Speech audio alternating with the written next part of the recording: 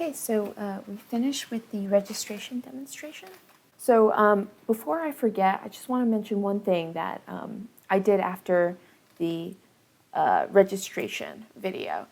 So I switched to an already processed dataset. So originally we started with the example output folder, but instead now I am using the smart example data.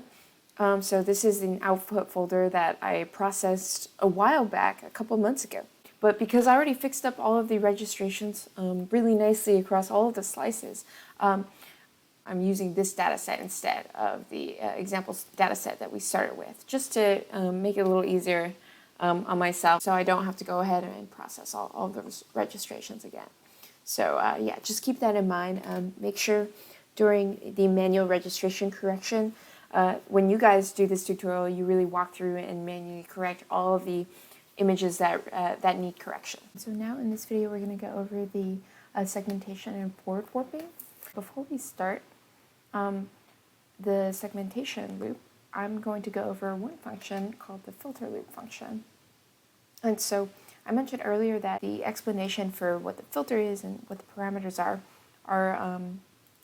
in the whole brain documentation, but the filter loop function loops through the reference slices to basically check that the segmentation parameters you've set for whatever feature of interest you're interested in segmenting, it makes sure that throughout your data set it consistently segments the right cells. So the way it does that is it loops through all of your reference slices, and you can actually check using the original whole brain segmentation function. You can qualitatively see what cells are being segmented. And so in the help page, there's a couple things that I want to point out. First, the setup argument is required, in that it returns a filter with the adjusted values that you set. I also want to point out the channel argument. You can set either Regi or Seg as the channel. So if you set channel to Regi, it will loop through the autofluorescence images for you. But we're going to set it to Seg for this demo. And also, filter is an optional argument here.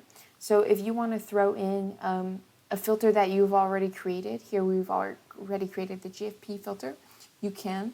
And basically this lets you loop through and check the filter parameters across your reference slices using that filter. And it also allows you to adjust the parameters there. But if you set the filter to null, which is the default, then this function will actually automatically create a filter for you based on specifically this experimental data set. And of course, if the parameters aren't great because they're the default parameters, you can absolutely change them for your own data set. So let's test this out. First, we want to set this equal to FOSS filter. Right? And we're going to call filter, whoops. So we're just going to call this function filter loop and set up, and we're going to set channel.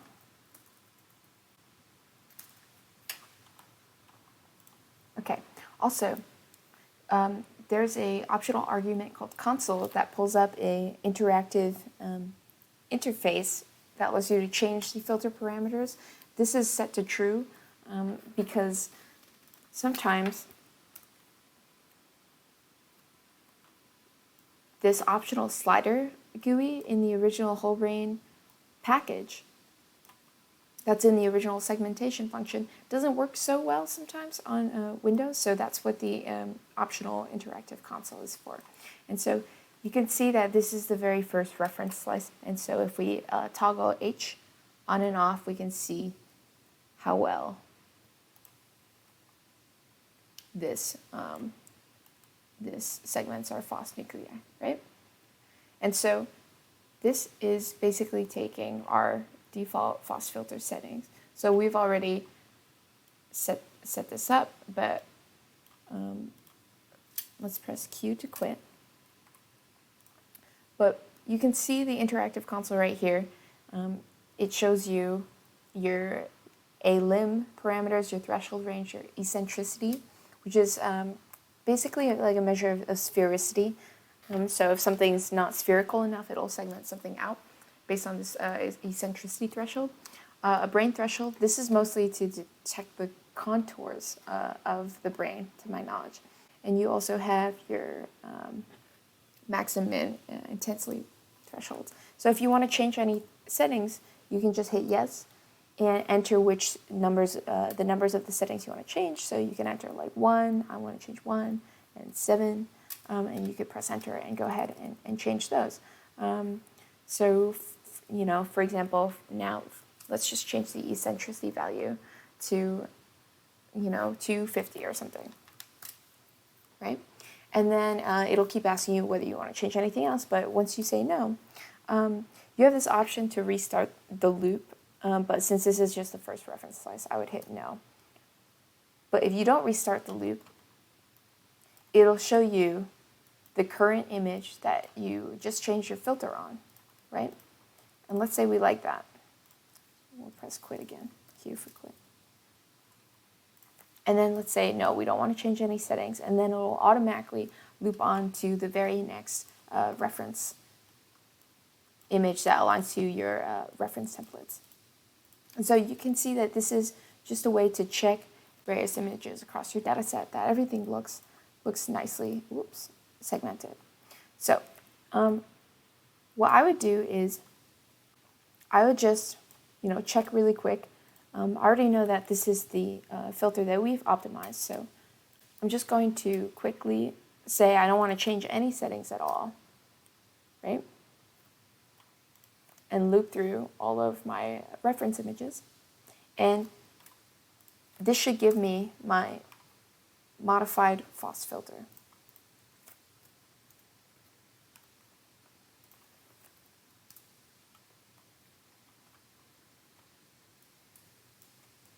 And you can see this blue line is for detecting the brain contour. Sometimes that blue line goes a little berserk sometimes. Can't really tell you why, but for the purpose of the segmentation filter, that's not what's being segmented. What's being segmented is in red.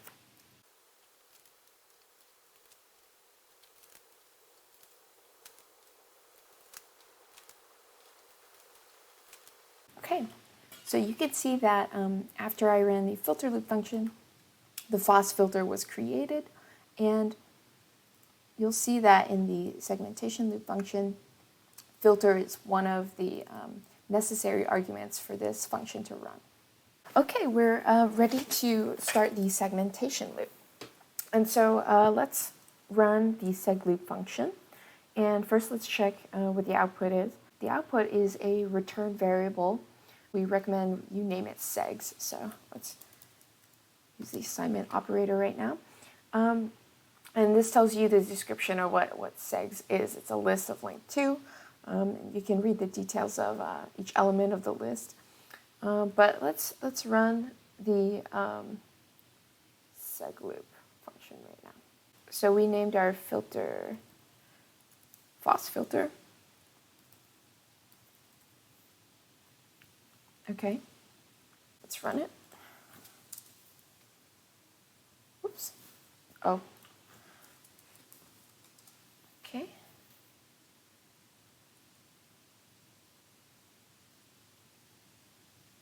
Okay, so this is actually not that interesting to look at, but you can see that using our segmentation parameters, this function will loop through every single slice in the data set.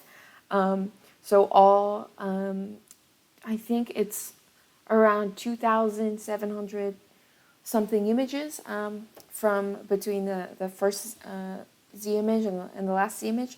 And so this function will take a little bit of time. So at the end, it'll tell you how much time has elapsed because there's a timer set within the function. So it'll display, the speed of processing. But this is a great time to go ahead and take a break, and I'll zoom straight to the very end of this function when it's done looping. Okay, so I actually lied to you guys, and instead of actually finishing the segmentation loop, I went ahead and loaded a pre-processed data set just to save a little bit of time for me. And so you can see that I loaded an old data set. And if you don't know how to load an old data set, all you have to do is click on an R data file and double click on it, and it should load into the global environment like this. So let me just demonstrate that for you guys really quickly. Yeah, you would just click yes. And so I've already done that, so I don't need to do that again. But let's go ahead and take a look at what the segs variable looks like. So the segs variable is it's a list of 2, and the segmentation data is stored in the segmentations element. It's named the segmentations element. So let's go ahead and look at the first slice that was segmented, and you can see it stores all this information like the cell count intensities and the X and Y positions. And so something that we want to do before we move on to forward warping is we want to clean any duplicate cell counts, because in between adjacent Z images, one cell might exist the same cell might exist across multiple Z images, and we want to account for that. And so there's a function called duplicate cell cleanup. And you only really need to do this if your Z step size is really small or very high resolution. So if it's not so high resolution, you might not need to use this function at all. But the duplicate cell count function is clean duplicates, and you can see the return value is the segmentation variable, segs. So we want this to be our output value. Okay. And you can see we can run it by doing clean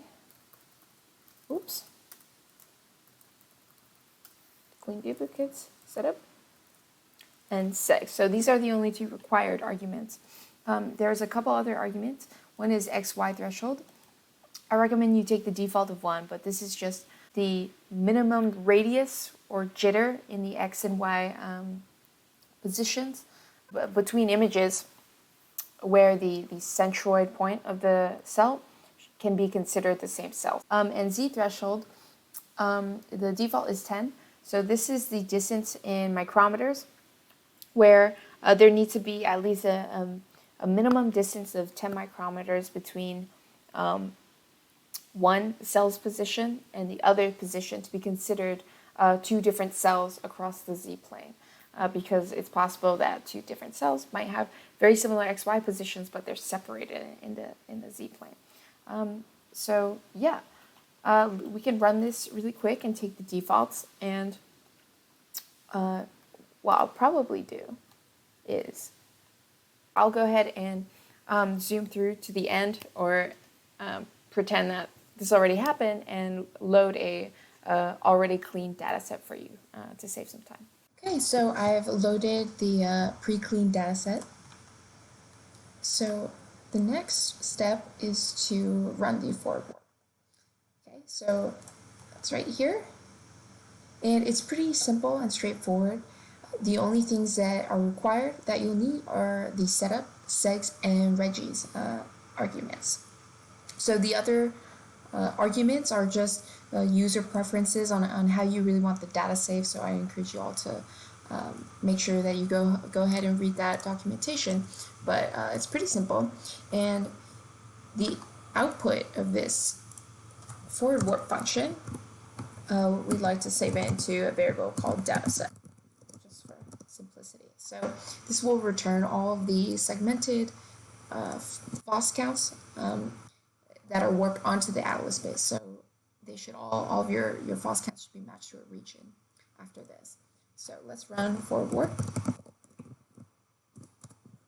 Okay, and this will also be a loop function, right? And we'll just take the default values for all the other arguments.